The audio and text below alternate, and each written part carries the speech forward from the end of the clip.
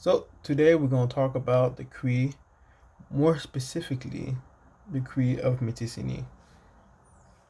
One reason why we should care about the Cree of Mistissini is because they live to the north of us. They are neighbors. They are our neighbors. So one part is to take care of our neighbors. And also, since they have limited job opportunities there, they may come down to the south to obtain better education and better jobs. No, further education, for college, and have a bit wider range of job opportunities. Talk about a little bit about the history of the Cree. The Cree, as you can see, they live up here, and since they live right there, there was a fort built by the French near there, a trading post for furs, and this post was established in 1821 by the French. To be more precise, by the Hudson Bay Company, and that post was specifically called Bay Post.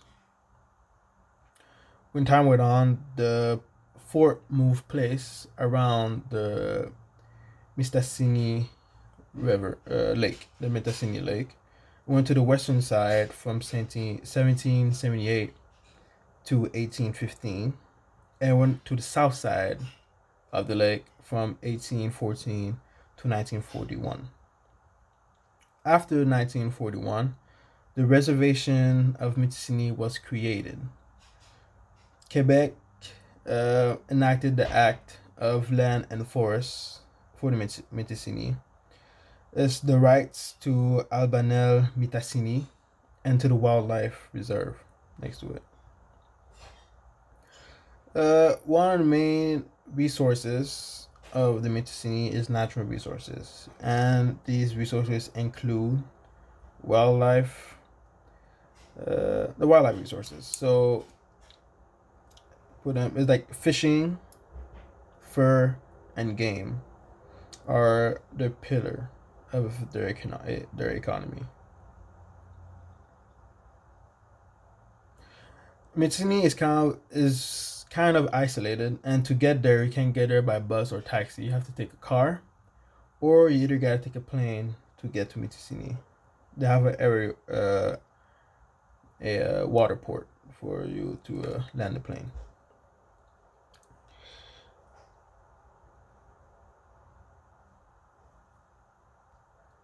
The jobs there are fairly limited since it is a small town of around 3,000 people, which limits the number of jobs and resources that they have.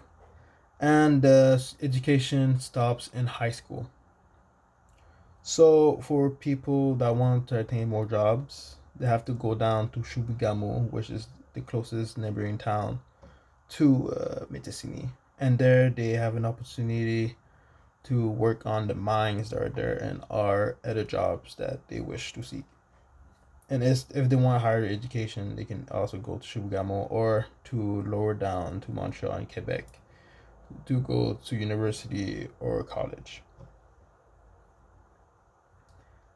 The chief of the city, Richard Shikapayo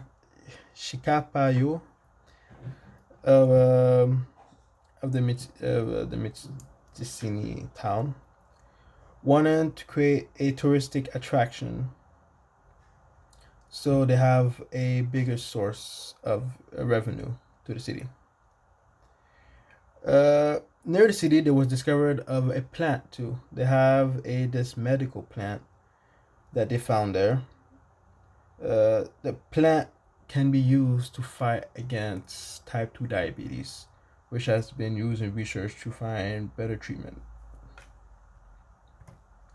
Now we're going to talk more about the economy side.